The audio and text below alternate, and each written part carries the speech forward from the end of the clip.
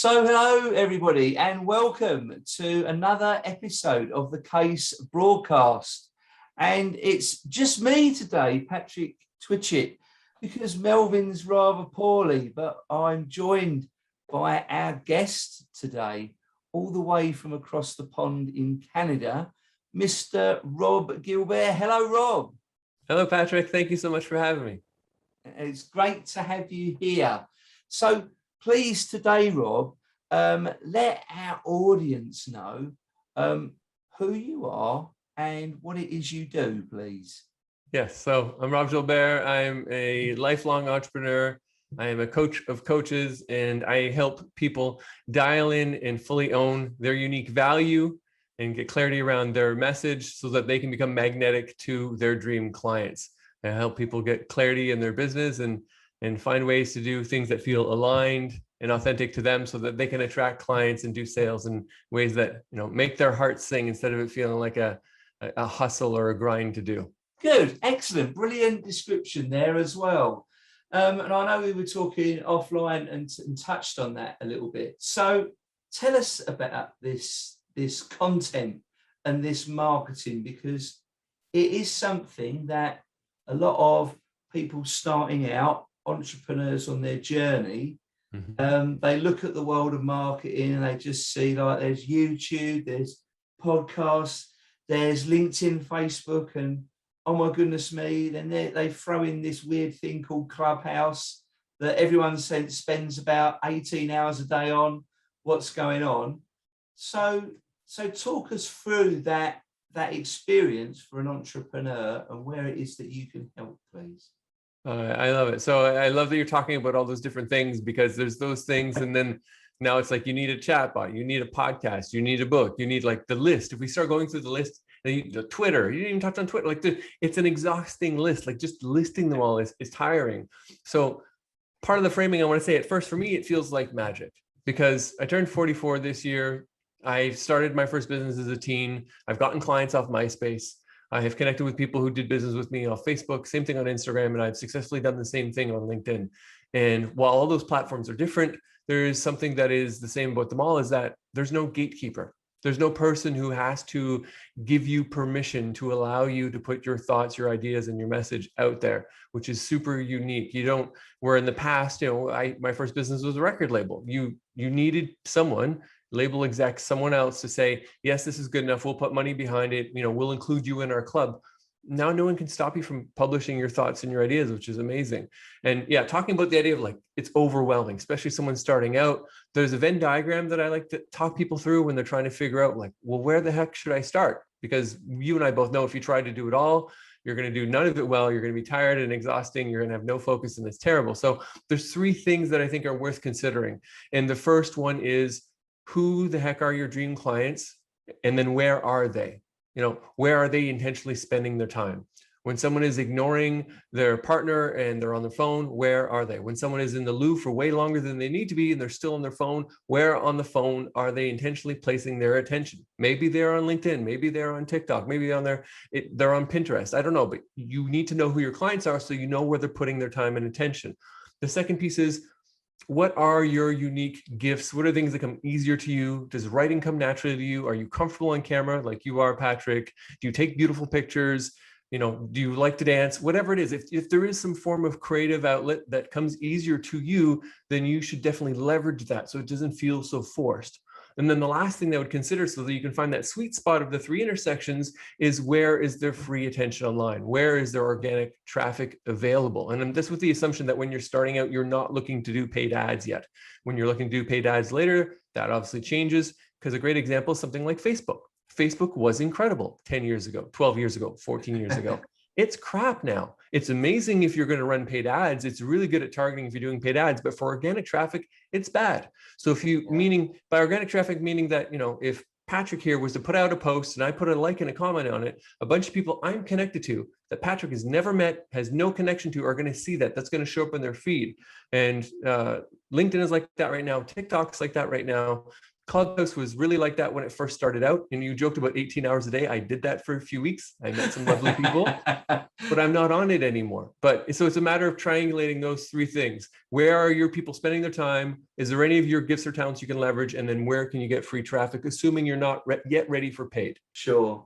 And so, and you talk about there where you're comfortable.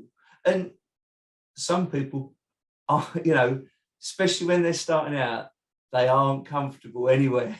They're not even comfortable going to a networking event. So that can be quite a challenge for a lot of people. We all start somewhere. I mean, when I'd left school, I was fearful of public speaking. Like, don't ask me to speak in front of one person, let alone, 5 or 10. And it's something that we overcome as we face those challenges. How do you deal with people when they come to you in that sort of virgin state of never really putting themselves out there? How do you try and guide someone who's got, like, they're literally like, everything, I'm scared of everything? It's such a great question. I think the first thing I often encourage people to do is find, assuming where your people are online, and start becoming part of the community by engaging with other people's content. So instead of making the leap where you are the one creating the podcast, you're the one writing the post, you're the one putting out the picture, the video, whatever, start by putting thoughtful comments, not like great post or attaboy. No, like a thoughtful line or two about why this speaks to you, what it's making you think of, why you appreciate it. And that is a great way, because especially, for example, on LinkedIn, where you and I connected, it is a very supportive community. Like I listed a bunch of places earlier where I've spent time online and connected with clients. LinkedIn is a very supportive community with very little toxic comments, very supportive people, and it's very easy for you to start connecting with people. The other thing which has helped a lot of people is finding someone to ask you questions. So it's very easy to get stuck in your head. So if I was really, working with someone who's stuck in their head, they're afraid, they're like Patrick was before, I can't speak in front of one person and they're overthinking everything. Is it perfect? Just hop on a Zoom call with someone that you trust, that and have them ask you some questions. And just answer the questions and see what comes out. And, if you're feeling super brave, maybe you can cut a clip from that. But if you don't want to even do video, then you can just transcribe it. You can just, there's free tools online. You upload it, it will spit out what you said. There's a written blog post. There's an idea for a post. That's a real good idea. And they could even extract the audio from that if necessarily they're not confident with the video. And I think, a lot of people still ever so conscious about the way they look and all those things. And especially when it comes across on the camera, it can be quite an uncomfortable thing. So that's a good way. And I know you went back to the posts there on social media, and I think that's a great starting point, because not only are you thinking what to comment and be thoughtful on other people's posts, but you're also reading other people's content. You're seeing what content, and LinkedIn is fantastic. And I know other platforms have got their metrics as well. You can see how many people have viewed it a lot of the times, and you can also see how many reactions they've got and how many comments. So you can see this post has got 500 comments. Wow, something must be going on here to create interaction. So you're right, it's a great learning platform on social media to find what works and what doesn't. And they all function very different. And you are right, LinkedIn does have the odd toxic comment every now and again, but then everybody just sort of gangs up on them and says, what's the matter with you? Whereas Twitter, unfortunately, went the other way, didn't it? And can be really, I think, because you can hide more on Twitter behind this mystique profile, it can encourage these toxic people, whereas LinkedIn's quite, this is who I am, this is me. You've got to realize that everybody can just track and see what you're doing. So I wish I knew who to credit for this. I saw someone say it recently, and I have to agree with it, that I think part of the reason why it's a bit like that on LinkedIn is that it's tied to our livelihood. And that is regardless of whether you're an employee somewhere, or if you're an entrepreneur like you and your whole community here, that the likelihood that I'm going to go say some toxic things, say some really negative things, take some cheap shots at someone, if it means they're clicking at my profile and then either see the company that I own or where I worked, like that, it's just, it eliminates that that ability for a lot of people. Yeah. Well, your brand is your reputation, It and really is. it takes a long time to build, but it can be very quickly destroyed. Yes. That's for sure. That's Yes. for sure. So you obviously guide people with their content. So what is the stages that someone goes through? What do you take people through on that journey? So the number one thing is flipping a overly used marketing sentence, which is know, like, and trust. People say that all the time. Your clients need to know, like, and trust you. People need to know, like, and trust you. Make sure that your content, your message is helping people know, like, and trust you, which it makes sense, but it's a bit ass backwards as far as that it's very externally focused. And the beginning point needs to be, and when I work with people, is do you know, like, and trust yourself? Do you really know who you are? Do you know what's important to you? When push comes to shove, what are your values? What are your principles? What are your priorities? What is truly of utmost importance to you? Do you really know who you are? And then two, do you like yourself? Can you look in the mirror and genuinely say that you like the person that you see, that you love yourself as you are, regardless of what you might look like or maybe what mistakes you've made in the past, but you generally do like who you are? And then the last piece, do you trust yourself? Do you trust that you say you're going to do? Do you keep your own word to yourself? Because a big part of trying to enroll clients to want to work with you is it's trust. Do they trust you that you can help them get results? Do they trust you that you are what you say you are? Do they trust you that you really are an expert in this particular area? But if you don't trust yourself, if you don't have that trust with yourself, then you're already at a huge disadvantage to ever try and get anyone else to trust you. So if you don't know, like, and trust yourself, to try and get that externally, you're forever going to be hitting your head on the wall. So that's paramount. That's number one. That's foundational. The second piece that I help people through once we've got that is, I mentioned already, as far as really knowing who your people are. Who the heck is it that you want to serve? Why is it that you want to serve them? And I don't mean demographics. Don't really care if they're 55 or 25, if they live in London, if they live in Vancouver, so much, unless you're a local business. If you're a local business, okay, that matters more. But especially, I'm online, you're online, a lot of people. So what matters is, what do they truly value? How do they see the world? What are their challenges? And not just like, they don't like their job. No, specifically, instead of they're stressed at work, what does that really look like? It means that Sunday nights they have a pit in their stomach. It means every Monday morning they have a really difficult time getting out of bed. It means that when they get a ping that they've got an email from their boss, that they feel anxiety. Because if you get to know a specific group of people and the way they think, then you can speak very specifically to their pain, to their experiences, and then also to their dreams and what they want to achieve. Because there's a huge difference. The best example I often give is, if your clients are very big on creativity and prioritize creativity, but you're someone who efficiency is the paramount thing, then that's not going to work. Like, if someone who prioritizes creativity versus efficiency, those things are totally different. So you really need to know these people at beyond a much deeper level than any kind of surface demographics. And then once I've helped someone figure that out, then we move into, what is it that you're offering? What is, again, like lined up to who those people are, what they want, how they view the world. And the last piece is amplification. How do you get the message out in a way that feels authentic? How do you do sales in a way that feels genuine to you? Before we started recording, I mentioned that I tend to work with people who are really in it for the purpose, for the impact. They want to make a difference in the world. That is one of their biggest motivators. That is really, top of their values list.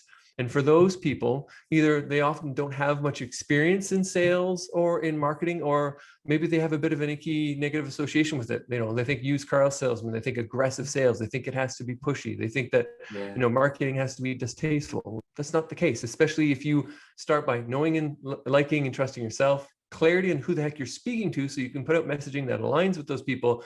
And then it's easy to amplify, to do sales and marketing in a way that, feels genuine to you. Okay, yeah, and sales has a stigma, and I don't know what it's like in Canada. In the UK, I think we have very much to thank sarcastically to the used car salesman. And in I'd say the 80s, the double glazing salesman that had every tactic under the sun. they even made a comedy program in the UK called White Gold. And it was all about the UPVC selling salesman. And it all started around where we live in Essex. And all the tactics, you know, I've just got to ring my manager and all these sort of things.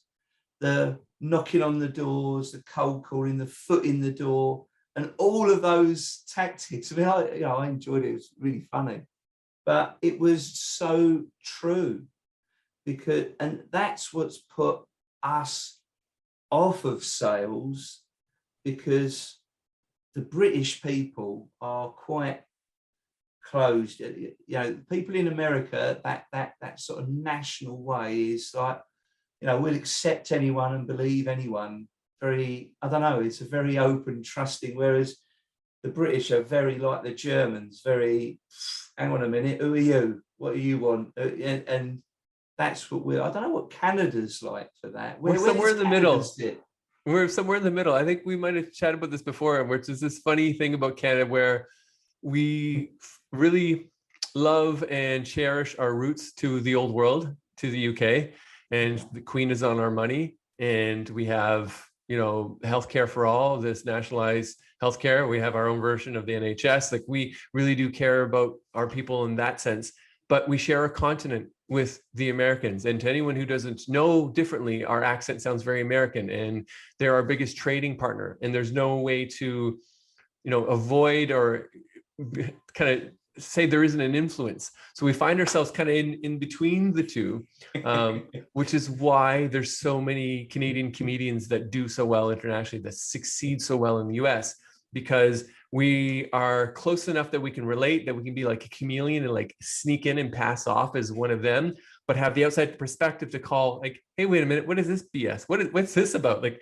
why would you do it this way? You never thought this is funny? Because I can tell you from my point of view, this seems a little ridiculous. Haven't thought about that? So we find ourselves somewhere in between the two. Right, okay.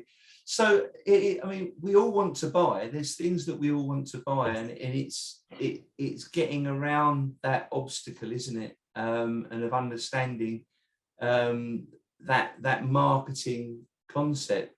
So, how do you guide someone, especially when they're not very knowledgeable around sales and they have that fear, because now I've got to talk to someone and say, do you want to buy my stuff, sort of mentality?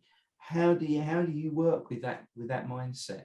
Yeah, that's a really good question. So it starts with, you know, this is the reason why I go through things in order, because if you really know, like, and trust and believe what you have to offer, and you're clear on who you're serving, then it's really clear it's easy for you to create a product that deeply aligns to what those people need and what they want and helps them get results. Like, if you get the clarity in who your clients are, it literally makes everything else in your business easier. And then it's much easier for you to have the confidence that what you're offering has value, that it is actually helpful. And if you believe that, then selling is being of service. Then selling isn't about pressure. It's about enrolling people to help them achieve the outcomes that they want. And you've been able to create some service, some offer, some product that helps them achieve that because you know those people so well. So it's making that shift to realizing that it's a service. And you said, everyone does want to buy. If I have a problem, and Patrick, you have a solution that's going to help me solve my problem, well, I want that.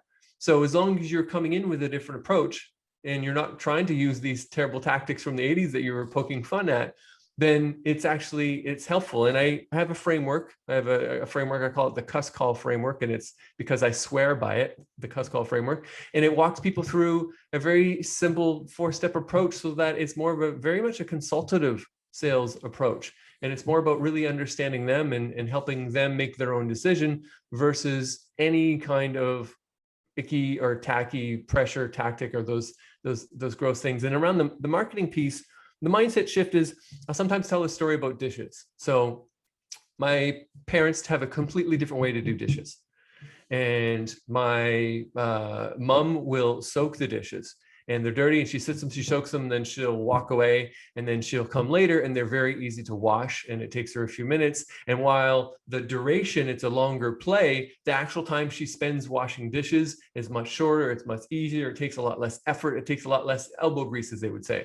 My dad doesn't have the patience for it. It's that the dishes need washing. He gets in there, he scrubs away, he gets whatever tools, and he uses all sorts of force and pushes and to get it clean. And at the end, they're both clean, but my dad has wasted and used so much more energy and efforts to try and get them clean. It was a lot more of a forced, pushed, grind approach. And that's what marketing is. Good marketing that is aligned and speaking to the hearts and minds of the people you want to serve is soaking the dishes, is pre-selling people, is helping people understand that you understand them, is making people feel seen and heard, so that when you get to the point where they're deciding whether they want to work with you, it's done. People are showing up in conversations already interested, excited, know who you are, know you're able to help them, and want to buy. And it makes the selling that much easier. Yeah, sure. So I love that explanation about the dishes. My wife and I have two very opposite ways of dealing with things. So yeah, I totally resonate with that. So you mentioned your 4 steps there, and could you summarize that for those that are listening, as to how those 4 steps play out? Because I know obviously this is an intense program that you take your clients through. Is there a way you could summarize that, at least to our audience? Sales in the previous approach and the tacky approach and all of the terrible tactics that you mentioned earlier is a lot more about you as the salesperson, as the person offering, you talking, is about you pushing something, is about you trying to force or trick or whatever. And my framework is all based on what are the questions you need to ask to walk the person through, getting clarity of where they are currently, what it is that where they want to be, what is in their way, and then having them come up with the solution. And it's a very intentional walking them through that, which is based on you're being a consultant, you're asking questions, you're leading with curiosity, and you're allowing people to come to their own conclusions. And what happens is if you take this approach, not only does it, remove the pressure, remove the icky sales approach, it increases the likelihood of sales. I've been doing it so much and working with some people that I know I have the stats for it. But also, if someone doesn't buy, it leaves them in a place where they feel they've gotten so much value and so much clarity from the conversation that they're still walking away feeling grateful. And it's great because I've had it, and I've had some of my clients have it too, where someone is interested, they put their hand up, they reach out for a call, you go through the process with them, and maybe they don't buy, but sometimes those people will come back later, and they come back later, they're like, yeah, that was so helpful, thank you, I just wasn't the time, or I didn't have the money, and then they do come back later. But the cool thing is I've had some people send referrals, and they went through my sales process, for the lack of a better term. I wouldn't call that externally, but for the sake of understanding, essentially they went through my sales process. It wasn't the right time or it wasn't the right fit, but they enjoyed the experience so much that they would refer other people to me, which I can't say is the norm for most of the people going through a sales experience. No, that's so true. The traditional way, especially, the guy, a lot of sales teams are under pressure. They've got to produce results, etc. And there's that added pressure.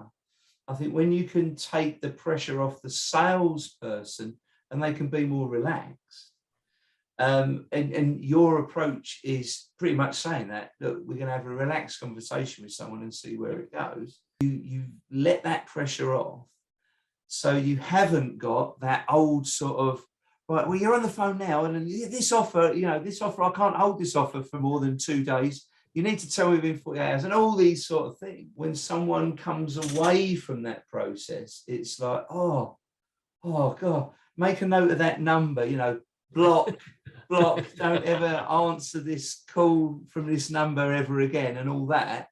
Whereas what you're talking about, that consultative process, what a really helpful person. They've been really, knowledgeable and helpful. Yeah. How much more pleasant can that be? Oh. If only you could teach that to the entire world of salespeople, Rob. The world, I'm sure, would be a much better place. Oh, I'd like to think so. It's so funny because look, we experience this every day on LinkedIn with the aggressive inbound LinkedIn messages that are that same thing, and it's coming in hard, and it's like, we're this, and my company does that, and I'm an expert at this.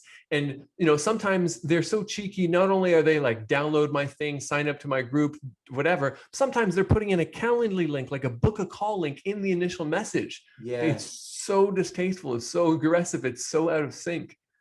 Yeah. Oh, yeah. don't get me started on that subject, because I mean, I see LinkedIn as a networking platform. It's like business networking. Who would go to a BNI meeting or a local networking meeting and walk in the room and go, oh, here's my card, and let's have a call and I can sell you something, when you haven't even found out who they are or what they want? But that's what they're doing.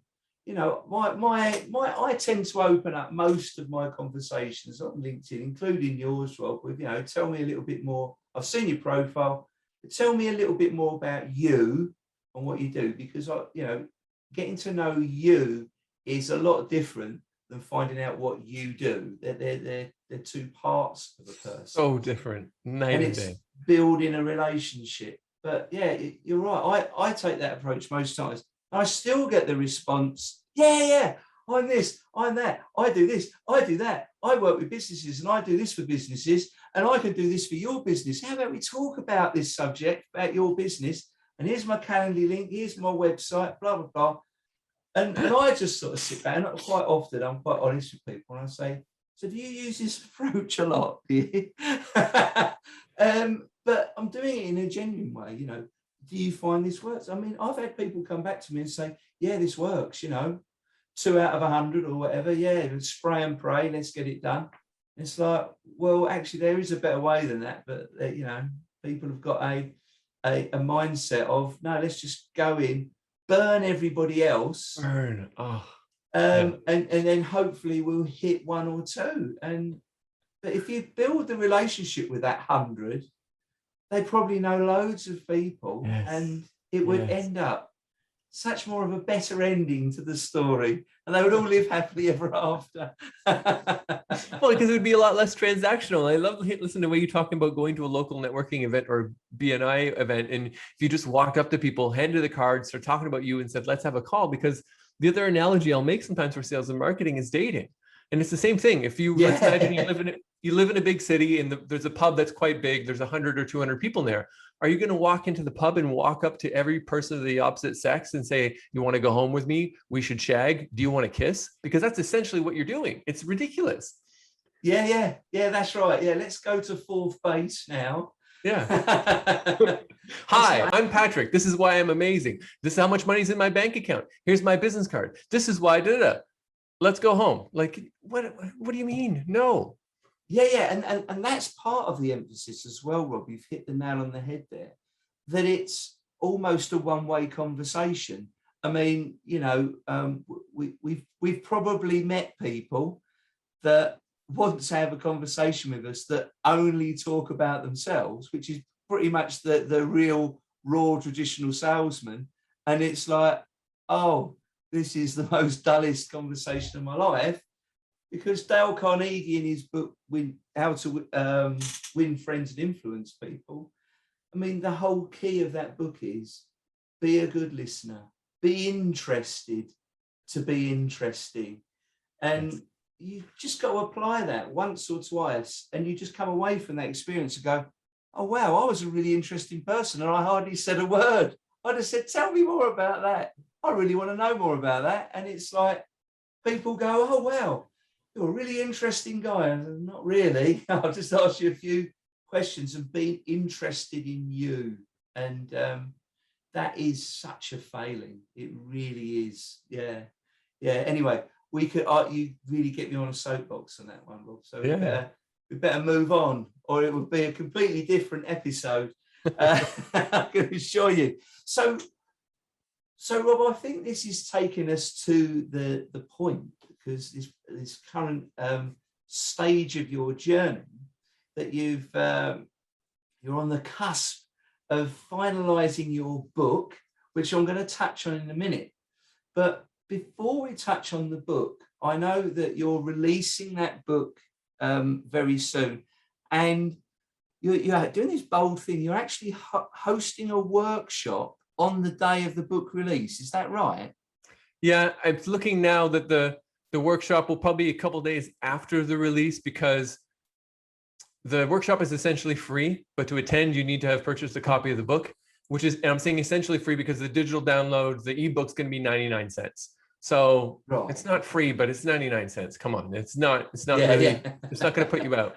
And it wasn't, I was trying to think of like, what am I going to do? I obviously want to have some event to try and create some interest and some buzz around that this book is coming out. I've put a lot of time and effort, like hundreds of hours have gone into this to make it happen.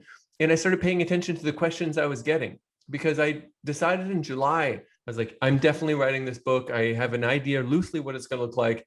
And I'm committing to writing the first draft in 45 days. I did the first draft in 43 days. The book cover is designed. The final thing is edited now. I've gone through the iterations. It's coming out in a couple of weeks. And what's happened is, because I was sharing my journey and learnings online, people started asking me like, hey, how did you do this?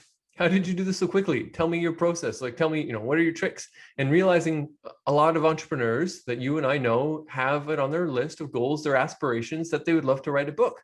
So instead of it being, come to my launch event, I'm going to tell you about my book. I'm going to tell you why I think my book is great. I'm going to read passages of my book, aka I'm going to do a bunch of things that are going to bore you. Instead, there's going to be none of that. And the workshop, the book launch event, is how to write a book in 43 days, where I'm going to share everything that I did to get a book finished so quickly, everything I learned, everything I applied, all the tricks, etc. And I'm just going to give on that. And it's essentially free. It's 99 cents. And it's really, so it's to kind of commemorate the launch of the book. And yes, I want to, get the word out about the book, but also in a way that is trying to give back and help other people. Excellent. Cool. So have we got a definite date for that workshop now? Yes, that is November 18th. November the 18th. Okay. And how can people book on that? What's the best way? If someone says, oh, that sounds really good, what's the best way for them to do that? Growthhabit.org is my website, and there's information on there. There will be, by the time someone is watching this, there'll be information on there. So yeah, growthhabit.org. If you go there, there's a page about the book, and you could sign up for the workshop and all the details. I'm running it at 2 different times a day. So depending on where you are in the world and what time zone and continent you are, that there's a time that hopefully works for you. Tell me a little bit more about your book. Tell us first what the title of this new book, and basically what your journey, what the person's journey is within that book. So the book is called Die Before They Do: From Selling Drugs to Lunch with Jim Carrey, Stories of Struggle, Near-Death Experiences, and Creating a Life with Meaning. So the book title comes from there's a moment in the last chapter, and I don't want to give it away too much, but there's a theme within the book. And one of the themes is kind of death and rebirth. And, there's been a couple times where I've had some close calls personally where I almost wouldn't be here to speak with you, but also metaphorically, where I had to either, kill off, or I had no choice. It was killed off, past identity, past careers. I'm on my 3rd career. I've been through some crazy changes. And the book is essentially the journey of my life so far, and all the ups and downs I've been through, and my journey through entrepreneurship and changing careers, etc. And I never set out to write a book about my life. Like, I definitely, at the start of the year, one of my sticky notes here, one of the only 3 goals for the year was to write a book. And it's one of the things I really want to do this year. And I started speaking to other people and asking about it, and experts and gurus. And a couple of people said the same thing to me. Well, you've created courses, Rob. Just take one of your courses, put that into a book. Bob's your uncle, will be easy peasy, will be great for top of funnel as far as acquiring clients. And it didn't feel right. I tried doing that, and it felt forced. I felt like I was trying to coerce something that didn't feel natural. And then I had kind of 2 things happen in a short period of time. One, I share fairly openly online about things I've been through, some of my personal struggles, times I've almost died. Like, I've been pretty open about some of my ups and downs in life. And whenever I do that, I get the most incredible messages and thank yous in the comments and in the DMs from people saying, this is really helpful. This makes me seen, this makes a huge difference for me. And I realized that resonated. And then a friend and a client of mine, Kate, went out of their way to message me. And she said, I don't know if you know this about yourself, but you are an incredible storyteller. And she is someone who I believe is an incredibly creative, brilliant mind, writer, painter, etc. So that really hit home. And then my partner mentioned to me, like, hey, you're trying to force this book. What if you just had some of your stories? What if you collected some of your stories? So that's what it's turned into. But there's the lessons from my failings, from my failed experiments, from me going through divorce, from me being laid off, from me starting businesses and projects that didn't work. So it's the journey, the ups and downs. Some of the stories are wild and entertaining. Some are a bit more profound, but they're all real things that I've lived through, and including selling drugs and being in the hospital and all sorts of other stuff. I know people don't like to give too much away about their book, but the selling drugs part, can you touch on that without giving too much away? I'm happy to touch on that in a bit more detail because it is the opening chapter. That's where things start. Okay. And when I was 17 and I was working at a fast food job and was living in a small town in an army base where it didn't feel that there was many options as far as how to get out or where to go with life. The options really felt like you could join the army like our parents.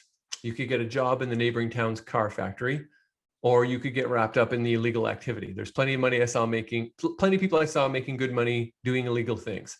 Yeah. I had someone approach me and ask me if I want to go in on selling a few hundred hits of acid. They had a line to get 1,000 hits of acid for $1 each. You can resell them for $5 a piece. And it is me telling the story of making that decision between, had even previously maybe purchased, if I was going to pick up a couple things for me, having a friend say like, hey, can you get a bit extra? That's totally different than that was me saying, no, I'm getting a couple hundred. I'm intentionally going to be selling it. I'm going to be selling it to strangers. And there was a really close call with that, with almost getting arrested and kind of the takeaways from that. And it's funny talking about it. It's funny saying it loud. Like, it's one thing to write it. Like when I wrote it, I was like, this is crazy. And I lived this. But yeah, it's part of my journey and part of my story. And I made great money.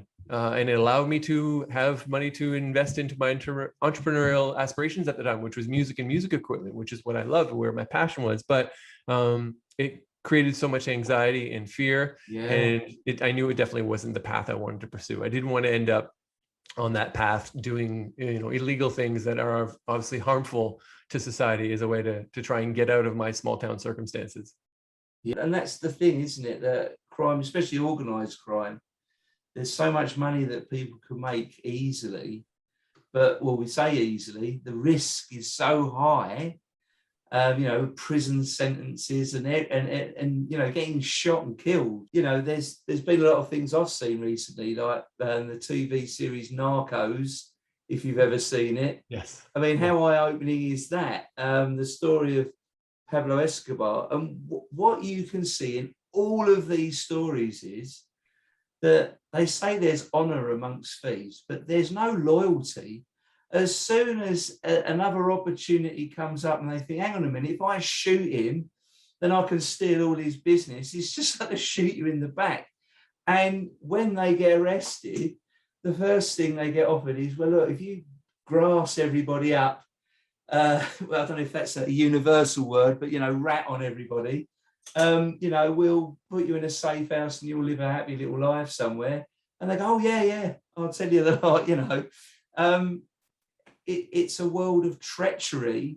And so, yeah, I can only imagine how it must feel to be in that and caught in that. I did have a friend once who was a musician, and he got pulled in by a business. He then started to twig that it was mafia that was behind all this. He just realized one night, and he said to this other guy, he said, this is mafia related. He said, I don't know, I'm just getting out of here because you're in for life if you're in with these guys. You're in or you're out, and you don't want to be out if you're already in. And he just done a runner and disappeared, never went back. And it can be that, it can cause a lot of ramifications and come back and get you later in life. So I'm sure your book's not about how to generate money to start your entrepreneurial journey quickly, but illegally. But obviously your journey took you to lunch with Jim Carrey. Now, Jim Carrey's an interesting character because he's very, well, what we call it in the UK is Marmite, because have you got Marmite in Canada? Is that the Australian soy flavored kind of salty spread? Yeah, like the Vegemite. And so people either love Marmite or they hate it. So in the UK, it's a really common term. People are Marmite. And Jim Carrey is that people either really like Jim Carrey or they cannot stand him. I've known people on both camps. So I think he's great. But beyond that, and his zany, mannerisms and the way he carries on, behind all of that, is a very clever guy, but also a very motivated and inspirational guy. And I've heard the stories where he done one of those things where he wrote himself the check for the right amount on the right date, and he put it in his drawer, forgot about it, and then I don't know, it was like 2 or 3 years later, wasn't it? And he pulled that out, and it was this almost within the week of getting a $2 million deal or something. It's absolutely crazy, but the mindset was there. What was that like? This lunch with Jim Carrey. Tell us enough that I don't want to spoil the book or the reading of the book, but tell us enough about that. You can. This is a point where I'm going to have to disappoint you, and I'm going to have to say I'm mum on this, and that you have to read it in the book. oh, you're killing me now. Okay, that's fair enough. But yeah, I'm sure that's a good little story there for definitely. I honestly, I'm trying to think of what crumb I can give, but it's just such a key thing that I don't know how to say anything without it giving away a big part. So I will bite my tongue there, but absolutely on him being, inspirational and being an intentional creator of his life and deciding like, this is something I want, and putting his energy towards it and believing that he could do it, and then making it happen. That $10 million check story is an incredible example of that. Oh, was it 10 million? It's 10 million. Yeah. Oh, 10 million. Wow. Okay. Yeah. Quite a few more than I thought it was then. Fair enough.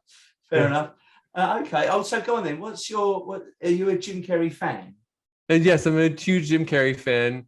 And I think that's the biggest part, is talking about, journey. My book is about journeys and evolution. And you've seen him evolve too, from being this character, from being this comedian, to being someone who's gone a lot more deeper, a lot more reflective, a lot more intentional, a lot more inspirational. And in his, it's funny thinking this out loud, it goes back to when I was talking earlier about it starting from within, that everything starts with you, knowing, liking, and trusting yourself. And we've seen him hit all of these external goals, including the $10 million. But he's also got that great quote that he wishes everyone could achieve success so they realize that it wasn't the answer. And he lived that. He achieved all success. He got the $10 million. He got the house. He got the leading roles. He was the biggest thing in Hollywood for a while. Like, he didn't want for anything materially, but he was still miserable. And then he had to go deeper and find, a deeper layer of meaning and love and understanding for himself. And that's where now, a lot of this inspirational stuff comes out from. So and he's divisive for sure. Yeah, he's a love or hate kind of character, and it makes a lot of sense. Yeah, and they're the people that do really well, aren't they? Because people are then the ones that really like them. They're devoted fans. So it's good. So tell us your target audience for the book. What typical people are going to thrive and enjoy reading this book, do you think, Rob? So the dedication page in the front of the book says, to the empathetic, creative, rebellious souls who know they're meant for more.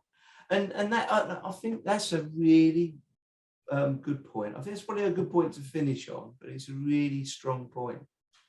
When you say meant for more, because it's funny, because I've always had aspirations, but you do find people in life, they have an aspiration, but it's a lot lower, and it's probably too low for what they're capable of. And we all carry our garbage around in life. Someone says to you in your younger days, you're no good, you're useless, and you carry those labels, and you become self-limiting in your beliefs. But there are people that really have those wild aspirations and hold to them, don't they? you know, and they won't let go. Richard Branson, for me, is a really classic example of that. Example. Yeah. He's talking about, I don't know when he started talking about it, probably in the 80s, about having this Virgin Galactic craft, and everybody going, oh, well, you know, he's obviously flipped his trolley, he's totally lost it. You know, too much drugs in the 70s and all that sort of thing. But he's made it happen. And it would be a lovely world if everybody had those heightened levels of aspirations to achieve more. Too many people just conform to that system and get pushed into that rut. And as the saying goes, a rut is just a grave with the ends knocked out, basically. And they just, you know, trudge out a career that they weren't really interested in, but it sort of gets them by, to someone who just really wants to go on and achieve those things in life. So you talk to these people in this book with those aspirations. What do you think, or would you say is what can release people from that captivated mindset that they've set their aspirations too low? So I love the way you're talking about, you know, the system and the rut, because that's what it comes down to. So what can release people is one making the mindset shift and realization that it is a system, that it is a fabrication, that it is a rut. All of this, you know, me shifting through my different identities for a while. I thought I was Robb, the DJ, the music producer. That was my entire identity. That's where I met my wife. That's where made my money. That was my entire life. You know, later on, I ended up doing different things in people and culture and working as a leadership in tech companies. That became my entire being. And you hold on to those things. So once you realize that it is fabricated and it is systematic, then you can start questioning, because we end up assuming these roles, these identities, these avatars, these characters based on what your aunt said to you when you're young, what your grade 2 teacher said to you, things that you saw other people in your community do, what your parents did, what, you know, people like us do this. When we get, and maybe it's not ever said so explicitly, but you're reminded of it. Well, no. We live in Essex. Essex people don't do that. You know, we're Christians. We act this way. Oh no, you were talking earlier about, like, you don't know what it's like in Canada. Like, we're Canadians. Canadians are polite. We're kind. Like, we assume all of this stuff, and it's being programmed in us all the time without us realizing it. And it's through school, through community, through parents, through peers, through movies, through books. And once you realize it's all a construct, then you can question it. Then you can challenge it. So that's a big part of what I want to show to people and help them make the revelation and realization, is that seeing my journey and seeing my changes and seeing that I pushed against things and bucked the trends, because you can be the intentional creator of your life. I'm at the point now where I haven't had a drink in almost 8 years. I binge drink for a couple decades. I would say that I had a drinking problem. I ended up in some pretty shameful, terrible, very negative, bad experiences because of my drinking, but that was my identity. People like, Robb, he's funny. Give him a few drinks, we're all going to have a laugh. He stirs stuff up. He's going to say the stuff that other people aren't willing to say. Like, I was a shit disturber, and I embodied it, and it was reflected back to me by my friends and peer group. And then then I did it more, and then it was reinforced. It was rewarded. And all of it from the schooling system, which is made to create factory workers. The schooling system model we have, it was designed in Germany in the 1800s to help take people from rural areas, from farms, and make them obedient enough so that they could work in a factory. And not much has changed with the model for a couple hundred years. And it's made to rub off, it's made to cut off the corners and to make people fit into places they're not made to fit into. So that's what I'm really hoping to show through the book, is that you can change it, you can question it, it is fabricated, and you do have the ability to intentionally be the creator of your life. Yeah. Do you know what? And I hope you're old enough to remember. You probably aren't. The song by Pink Floyd, "The Wall." Yes. Yeah, because the movie was a classic. And the video. Yes. The video. You know, all school children in a line with these blank face masks, and then they all end up walking into a mincing machine, into the mincing pot, and it was it was like the birth of a realization. It was a really, and the 80s become this creative time where everyone just went and did their own thing. It was where individualism really started to pour out, and it was, yeah. It's such a great movie. The video, and there was a movie, and they used to do late showings of it at the local theater in the small town I went to, and I remember seeing it. And it's funny you're talking about now how great and creative the 80s were, because yeah, that's the explosion of punk. That's the explosion of rap music. And what is that? It was like, you don't need to be a musician. Learn a couple chords and like get a $100 amp and yell, and you can have music. Get a sampler and nick a little piece of another beat and then rhyme over it. You can make music. You don't need to be, know how to play the tuba or play the piano or anything. And it was a very counterculture, rebellious period of expression and creativity. Yeah, it was. It really was. It really was. Yeah, fascinating. Anyway, I'm going to start getting all nostalgic if I'm not careful. So that's cool. So, and again, if people want a copy of your book, they can go to that website, your website, can they, to get a copy of that? Yes, absolutely. I've got the URL diebeforetheydo.com. It's currently just redirecting to my Growth Habit website anyway. So, okay, cool, yes. Cool. That's brilliant. That's brilliant. And I think that's quite good as well. That's a good way to direct things with domain names like that. Good. So we're going to dig in to what I pre-warned you about, the favoritism round, where we like to do this to get to know the real person behind the person we're speaking to. So I do like all this sort of stuff. So we're gonna dig in on your favoritism round. We're going to start off with the first question. Is your favorite pastime or hobby? My favorite pastime or hobby. Oh, this is so hard. It shouldn't be that hard. It's probably reading books related to things like self-development and business and marketing. And I'm laughing because my partner makes fun of me. She's like, "You're so boring. This is what you love to do." So that is honestly, if I had money deposited in my account every month and I didn't have to work, I would still read these things out of interest. I'm still so curiously driven. Like curiosity is on the top of my values list because I love to learn and grow, and books is one of my favorite ways to do that. Of course, I love quality time with my partner. We laugh so much. We have a loving relationship. My children are amazing. They point out how stupid I am and call me on my hypocrisy all the time. They're beautiful. They're growing. They're amazing. I love them. But it's probably reading those kinds of books. Okay, no, and that's cool. And I think you're in the middle. You see, I've heard a lot of people say the British are only just waking up to personal development as a whole, whereas America's always been quite big on personal development and got all these speakers and gurus. The British are quite different. So you're in the middle. You're in Canada, so it's a good place to be in that aspect, I think. I mean, I remember reading my first book, which was The Magic of Thinking Big, if you've ever heard of that book. Yes. Yeah. And I read that I was about 21, 22. And it was like, oh, wow, I never knew anything like this ever existed. It was exciting. This book wasn't just like a story. It was telling me how I could change my life. I learned so much from that book. And it is addictive, isn't it? It is addictive. Tell me, what is your favorite personal development book? Oh, now you're killing me. I'll tell you what.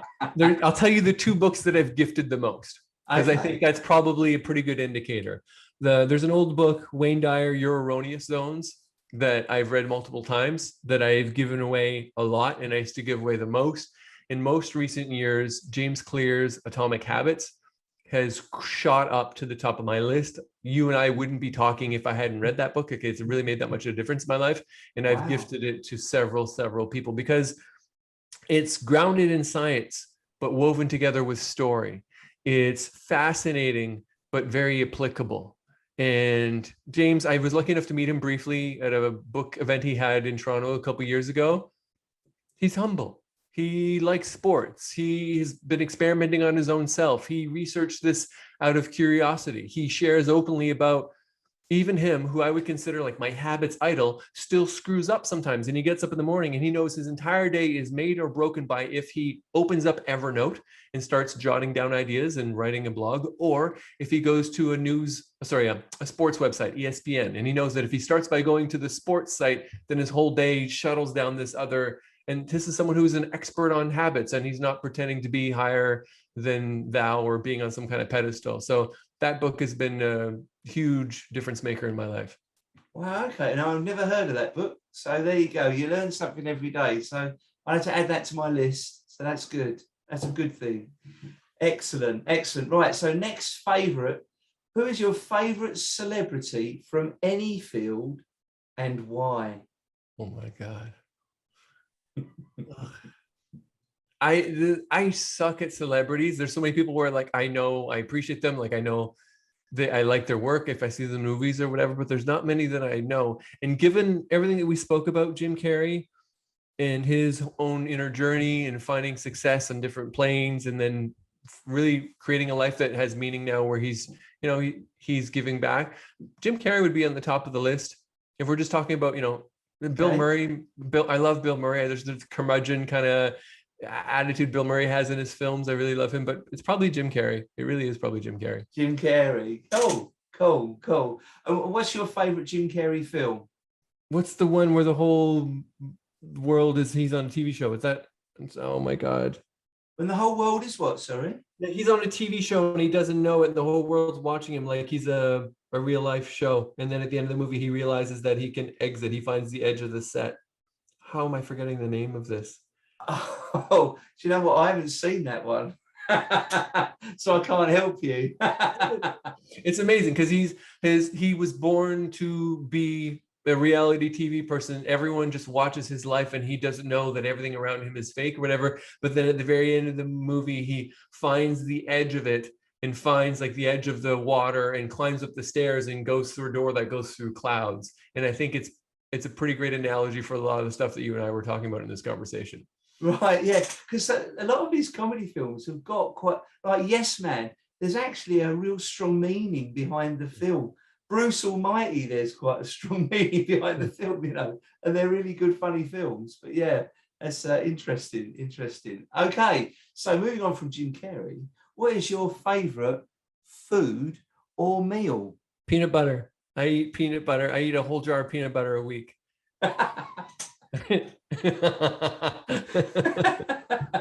And this is a funny point of contention with my loving partner because she loves food. She's an incredible cook. She appreciates cuisine from all over the world, and I like different kinds of food. And I'm way more open-minded than I was a couple decades ago. But I am a simple man who likes simple things and can simply appreciate things. And now I jokingly jab her that I think I like food more because it takes less to make me happy and it takes less for me to be satisfied with a meal where her standards are so high. But yeah, I eat a jar of peanut butter a week. Excellent peanut butter. Good. Yeah, I know a friend of mine. He lived in the States and he had a local Chinese takeaway, and he met a girl from the UK. That's how I know him. He moved over to the UK, and he said to this guy, he said, "Your chicken Penang," he said, "is the best in the world." He said, "I'm going to England. I'm going to miss it. Please share your recipe." And that had peanut butter in it. And I'll never forget, he used to make that. We all used to love that. We all used to get together and make this Penang. Really cool. But the guy disclosed the recipe because he was moving away from the country. So yeah, it was cool. Right. Oh, here we go. Getting on to my real favoritisms now. What is your favorite cartoon? I watched the Flintstones a whole lot as a kid, and I don't watch many cartoons now. Obviously, The Simpsons were hilarious with the double entendre and the jokes and the talk about always having a deeper meaning. The Simpsons are incredible, but the Flintstones have a warm place in my heart, and I watched them a lot growing up. So Flintstones are like a comfort food. Yeah, and we can probably all remember the words from the theme tune of the Flintstones as well. And funnily enough, we have to. Our cat will meow through the night, so we have to put our cat out for the night, which is in the lyrics of the Flintstones. And I always remember that scene of him putting the cat out, and it's pretty much like our cat behaves when we had to put our cat out. So yeah, resonate. I used to love the Flintstones. It's brilliant. Your favourite film?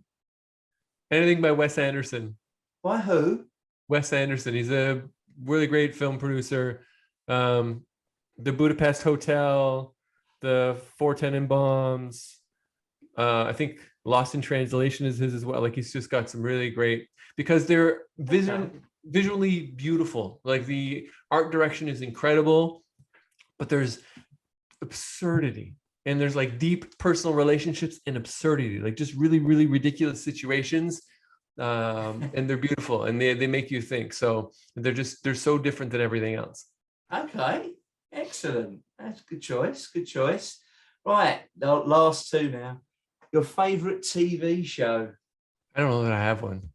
I really don't. I don't really watch the telly much.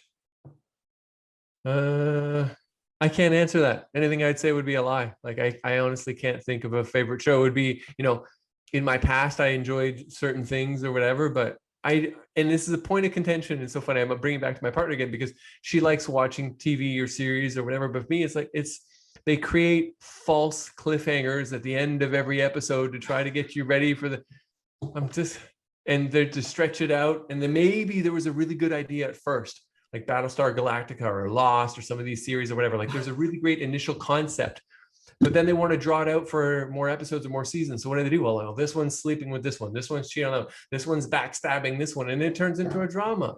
It ruins it. They ruin it. They always ruin all of them. So. Oh yeah. Lost famously, I remember getting into that with my kids. And this was back in the day when Netflix was like Love Film or whatever, and you got the DVDs through the post. And we were just getting into this thing, and then it just started getting worse and worse. And it was like, yeah, but we've got to find out what happens at the end. And the ending is the worst ending in any TV show ever in the universe. The biggest regret of my life, I think, was watching Lost. I was lost in Lost. You're lost in Lost. Although the irony was that there was a number sequence in Lost, wasn't there? If you ever remember it. And I said, you know what? I wonder if I could use that number sequence for the lottery one day. And then when I Googled it, I found out that people were using it and it come up in the lottery. And there were so many people use the number sequence because of the program Lost. It was something like millions of dollars, but there was like millions of people that won it, so they hardly won anything. So yeah, quite the irony there. There's a huge amount of irony there. Definitely. Yeah. Okay, so the last one, your favorite comedy? I'm really into stand-up comedy. Okay. And someone like Bill Burr or Bert Kreischer might be my favorite stand-up comedians currently. Okay. And why do you like those particular guys? There's a mix of critical thinking, absurdity, self-deprecation, commenting on society, and not caring too much about what others are going to say or think. Like there's the not giving a shit piece which is a dance, right? There's always that dance, which I think is why I like stand-up comedy, because it is further out on the edge versus sitcoms and other kind of comedies. Yeah. Washed and approved by so many people versus one person with a microphone. Their ideas, obviously the stuff that ends up in a Netflix special or an HBO special has been practiced through so many cities and iterations or whatever, but it is, I think, more authentic and more real as far as like being on the edge of pushing thought and idea and controversy and calling out things that other people aren't yet calling out. Yeah. No, that's cool. Excellent. Well, thank you for enduring the favoritism round. Hopefully our audience is understanding better the person that is Robb Gilbear. So thanks for that. Now, for our audience, if they want to get hold of you, what is the best and easiest way for them to do that? The best way to be the community is where I'm most active online. We started our conversation talking a lot about communities and that aspect.